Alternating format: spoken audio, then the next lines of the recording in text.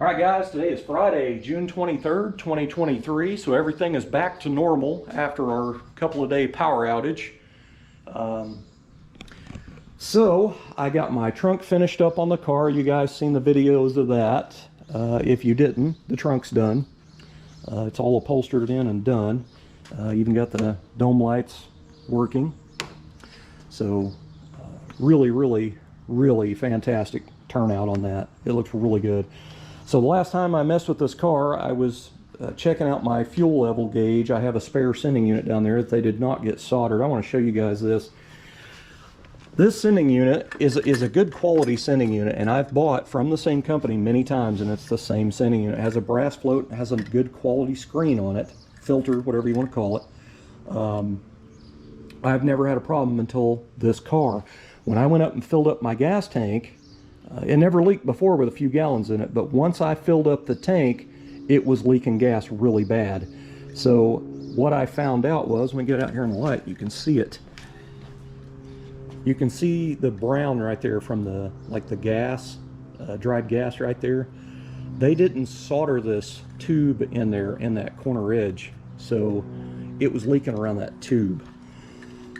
So this could be soldered and repaired, but it also looks like, yeah, you can see it right there on that corner edge there as well. But anyway, I've got a new 3/8 sending unit that it's going to need resoldered. But anyway, I put another sending unit in it, and my fuel gauge is reading the exact same amount with a few gallons of gas in it, and so I know the gauge itself is incorrect. So I plan on pulling the instrument cluster out today, and I'm going to mess with another fuel gauge I have. I have some used ones here, and I'm going to mess with those a little bit. Also, my odometer, the numbers is not working correctly. That thing is already showing 1,132 miles on it, and there's no way. I would suspect there's 132 miles, or maybe even just 32 miles, but not that much. So when I put the new stickers on that odometer cluster, it has these little metal locator teeth, and I'm thinking I got them opposite of each other because they set in a groove, and there's a bunch of them on each section of numbers, and I think one of them is turned 180 degrees or backwards from itself, and I think once it rolled, it actually rolled the whole thing when it wasn't supposed to. So I'm going to get to work on that. And then the temperature gauge, the factory temp gauge in the dash, I'm actually just going to bend the needle a little bit to where it matches the temp on the odometer gauge, because that odometer gauge, I'm going to watch it more than I am that factory one. I just did not want a dead gauge in the dash. But anyway, so a little bit of work to do. I do plan on painting the hood and getting the flippers and all that stuff done on the car. There's quite a few shows coming up, and I do plan on taking the car to the shows. So there'll be some show coverage, and also me of driving the car to the shows and all that. There's lots of stuff going on with the car that I've got to get addressed. One of them is not having tailpipes on the car. It is making a huge mess on the back of the car. I have turn downs right in front of the rear end, and it's just blowing dust and dirt right up on the back of the car. Huge mess. I love the way these small blocks sound with a cam with turn downs right there in front of the rear end. They sound so good, but I'm going to have to basically sacrifice, I guess. So I'm going to have to put tailpipes on it. But anyway, there's other little stuff I need to do.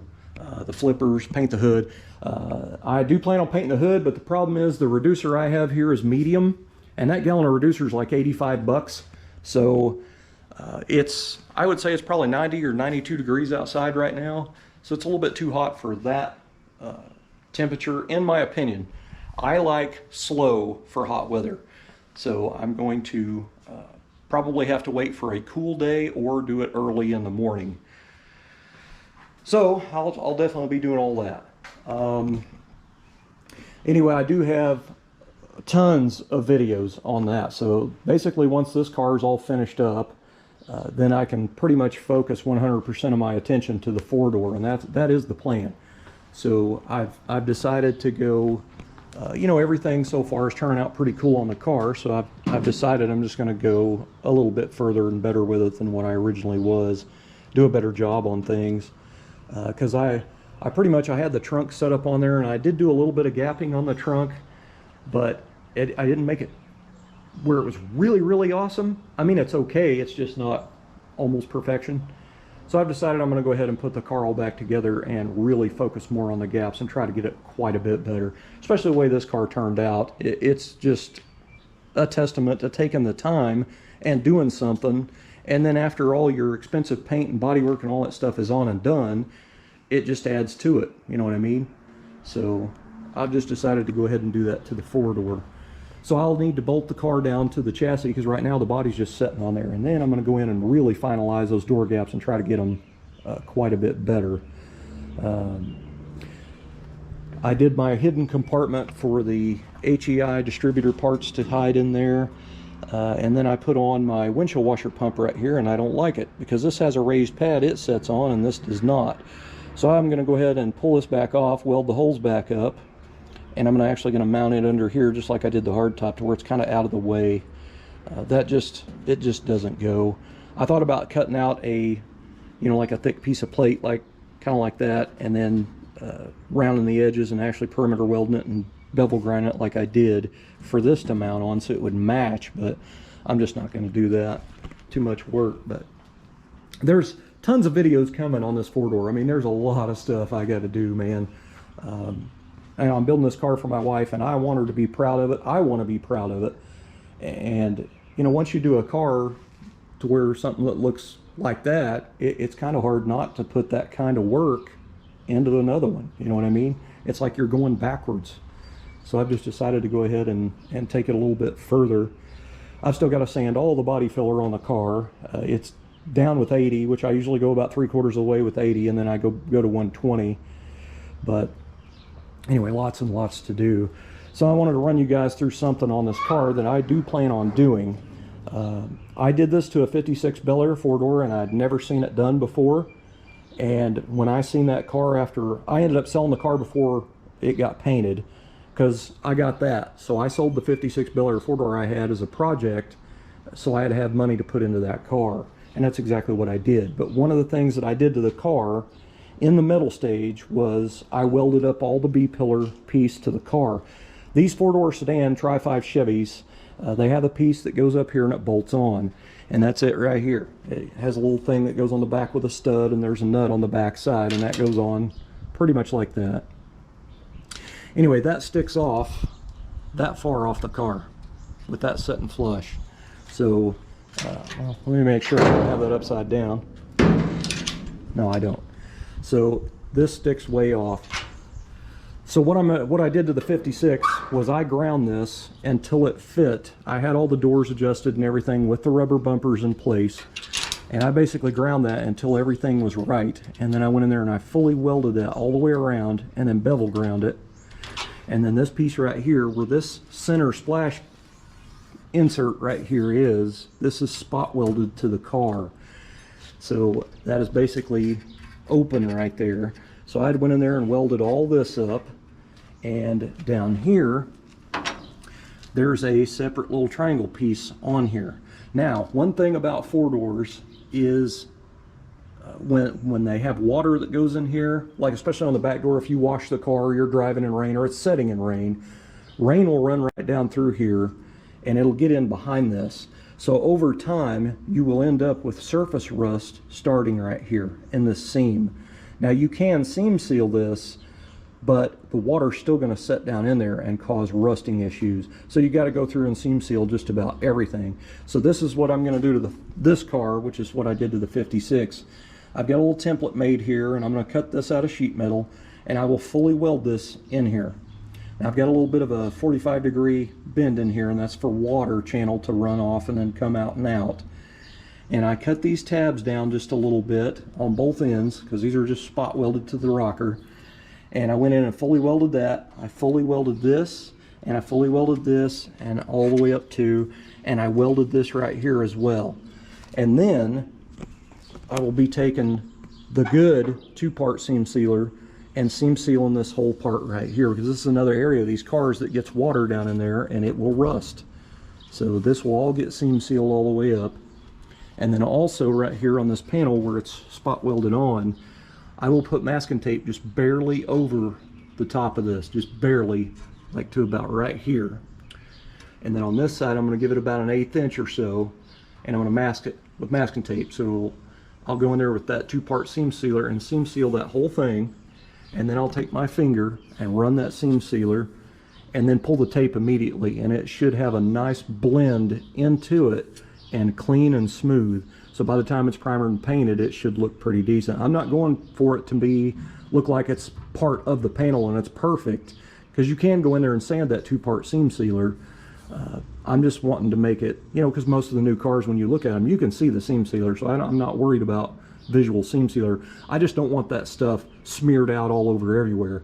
If you take your time and do it with tape, it has a clean, you know, area around it. So anyway, this will become a 1-piece B-pillar instead of 3 pieces or 4 pieces with that little cap at the top. But, you know, it's going to add quite a bit more work to the schedule on the car, but I don't really care, because in the long run, it's going to keep water from getting down in behind this, like you can see it has for years, and rusted out. There is a little drain hole there, but it doesn't do much good, you know what I mean?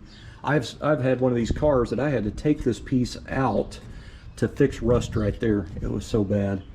Even had part of the corner of the rocker right here was gone. So, well, I got all the protection needed for stuff. So I put a sheet on the seat. I got a microfiber on the column. Put a towel across down here, and then I got an old t-shirt down there. So basically I'm just, you know, climbing in and out. And I've been into the car. I'm a little bit dingy from climbing into the car and working on the sending unit wire. So, you know, I don't want to get anything nasty. But I just took the screws out of the instrument cluster. I've got to climb under there and pull the speedometer cable off the back of it, and then I'll be able to pull the unit out. And when I did my wiring on this car, I've got a pretty long part of the wiring harness that I can pull that cluster pretty far out and get to everything on the back pretty easy. So that makes it kind of nice. From the factory there, you know, there's not a lot of room there to get the cluster out, so the wires don't come out with it very far. But the way I did mine is the harness is a little long. I don't know, it's probably, I don't know, 6 or 8 inches longer, so it makes it kind of nice. I've got everything laid out on the table over here, real nice, so I don't have stuff just thrown in the floor of the car or anything. But it is hot, man. It's got to be in the 90s already. And I'm going to have to mow this evening, so just going to have to grin and bear it. I ended up putting shorts and a tank top on, and I'm not real big on shorts and tank tops. I'm a t-shirt and jeans guy, but when it's this hot, it's just miserable, man. So maybe I'll get a little sun on my legs, and you know, they need that because they're really bright white. So I'm going to get started on getting this cluster out and seeing if I can check another temp gauge, or I mean fuel gauge.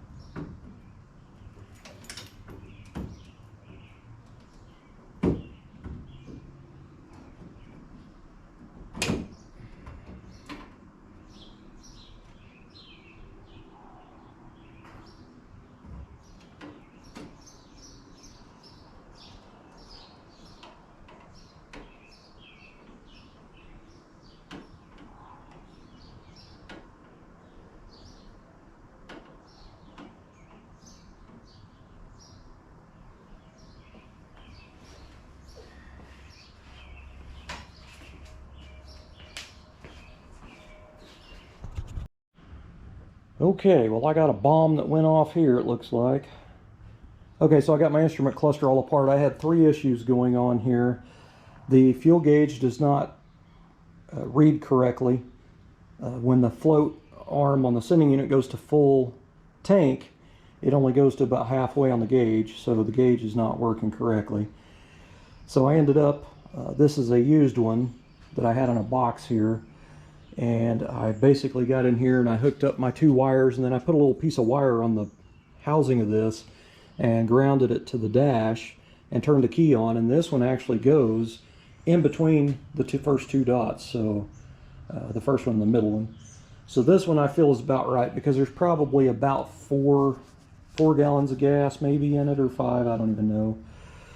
So I think this one's reading a little bit more correctly. So I had another used one in here. This one's just not as nice as that one. This has actually got overspray on it. So there's dust on it too, but it has overspray as well.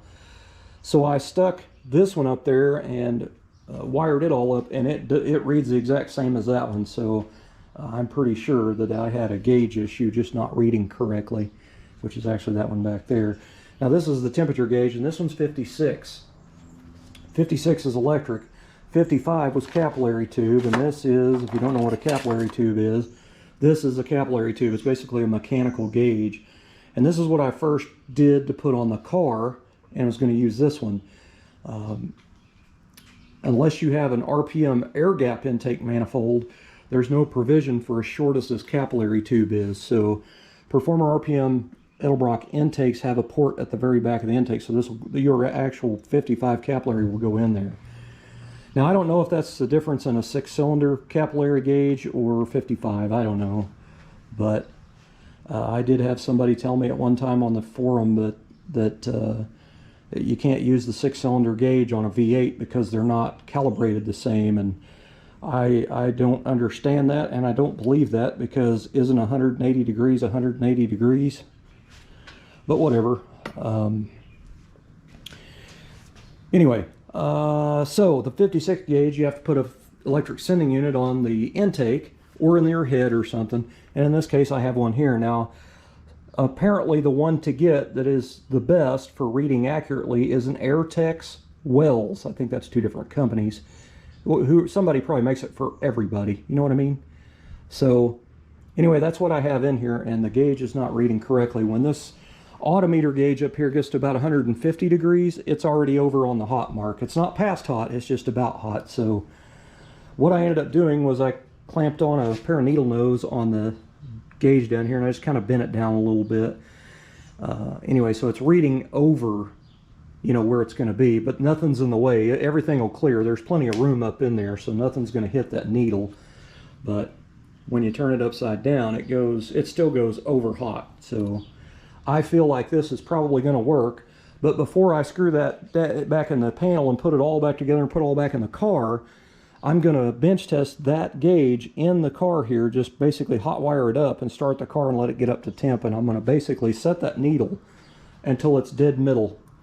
So in the case of this odometer gauge ever going out, I do have my factory gauge to go off of. In the beginning, I didn't care if it read correctly or not, because I didn't want a dead gauge in the dash. So it would just make a good backup here. So if you ever have to pull the odometer setup out of your instrument cluster on a 55 or 56, it's just a little bitty clip right here. So you just pull that clip out and this raises up out of there. But you can get a gauge face recoloring kit from LMC Truck. For whatever reason, in the Tri-5 Chevy catalogs or online, you never find a gauge face sticker for a 55, 56 gauges. You only find the 57. I don't know why that is. So I get mine at LMC Truck, and that's the part number right there, 38-0007, and it's just a decal. But anyway, it has different ones to choose from, and that's basically what I did on all of these. That's a gauge under there, or a sticker under there. So I'll be using another one of those on this one, because that has some, I mean, it's nice, it just has some spots in it. But anyway, I've got some work to do here. It's kind of amazing to have 3 little different things wrong with just one thing, but I'll take it. I mean, that's about the only thing wrong with the car, electrical wise, so, or, you know, mechanical like that. But so I got this down off the shelf. You can pretty much see what it says. I have not opened this in years. So let's see what's in here.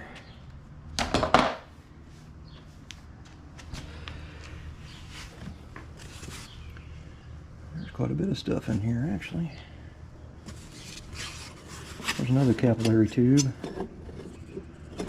55.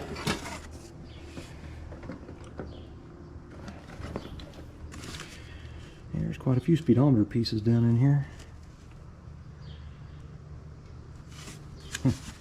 Interesting.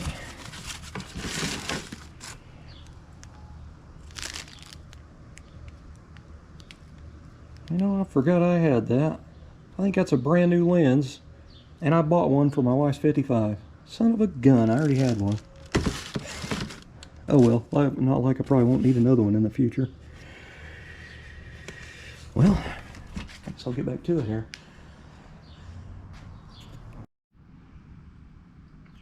So when I walk out of my house into the garage, this is what I see. What a view. Well, I got my needle painted, and I actually had to brush paint it. And I usually don't like to do that because you get brush lines. But when I got this old can of paint out of the cabinet, there's like hardly any air at all left in it, and there's still probably a quarter can. So it just kind of spit and sputtered, so I sprayed it in that bottom corner of that cap. And I sopped the brush real heavy, and I kind of daubed it on real thick so it leveled out on its own. So that worked out pretty nice. It's nice and smooth. Anyway, the gauge face itself, it has these raised little specks. You can see them as they were high spots when and there's cracks or crazing or whatever you want to call it. So I like to use some finer sandpaper. This is 600, and I go in and sand it. And what that does is levels that off, because if you just went in and put a new decal on there and burnish it on, you're going to have them little raised spots in there from that old paint being raised up. So you can level off a little bit over half of it right through here with that sandpaper, and then you turn it upside down, and the gauge, some gauges are faster, some gauges are slower, but the gauge will go to the other side on its own, and then you can sand this side of the gauge. And then when I'm done sanding it, I wipe it down with Simsolve or wax and grease remover on a microfiber. I'll wipe this side down real good, and then I'll flip it over and do the other side. So anyway, this is now ready for the decal to go on there, but should work out pretty good. I changed the needles to orange because I bought Autometer 2 1/16 gauges for this car, and they have orange needles, but they have a black face with white numbers. So black face with white numbers matches the speedometer. I didn't want to put silver face or white face gauges because the original instrument cluster and the clock and all that is black background with white numbers. So it all matched except the needles. So I ended up going through a whole bunch of different orange spray paints until I found that color, which is an identical match to this one.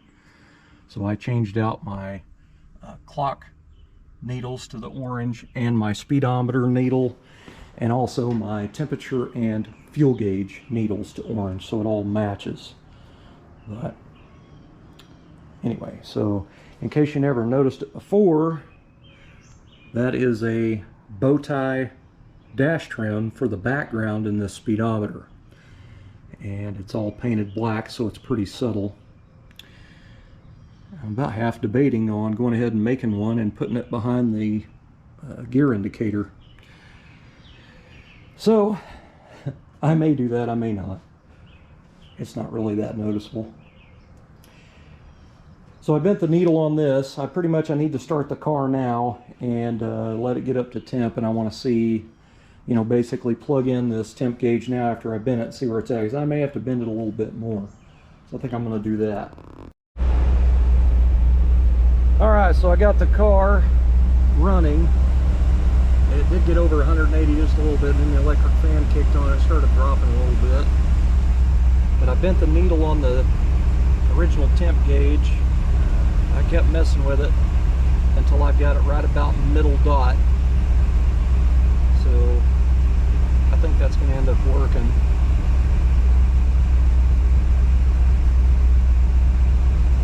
I'm using an Airtex well sender, which is supposed to be the best one for it to be accurate, but it could be this old gauge. I mean, who knows? if you look at the very top of the temperature gauge, the top left and the top right, you can kind of see it says 100 on the left, and then it says 230 on the right. But I put that decal on there from LMC Truck, so I just kind of basically wanted it on that middle dot from, you know, being on the average temp there.